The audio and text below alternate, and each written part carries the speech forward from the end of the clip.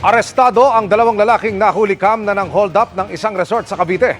Ginahasa rin umano nila ang kahera ng resort. Nakatutok si Marie Zumali. Exclusive.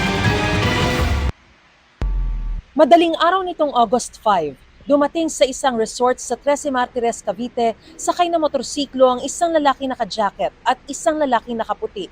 Kita rin sa CCTV ang sabay nilang pagpasok sa establishmento. Ayon sa 13 Martires Police, nagdeklara sila ng hold-up. Itong mga suspect natin ay nagpanggap ng mga customer at ilang sandali ay nagdeklara ito ng hold-up.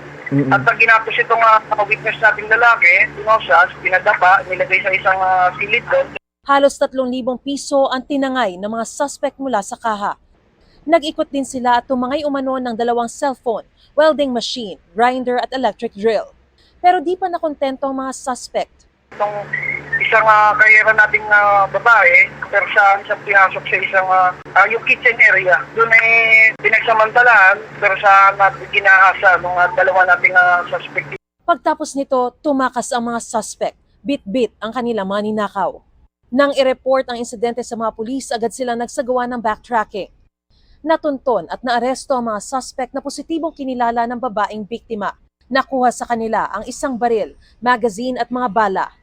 Bago ang pang-hold up ay nahulikam din ang pagtangay naman ng mga suspect sa isang pulang helmet mula sa parking lot ng isang fast food chain sa Tanza, Cavite.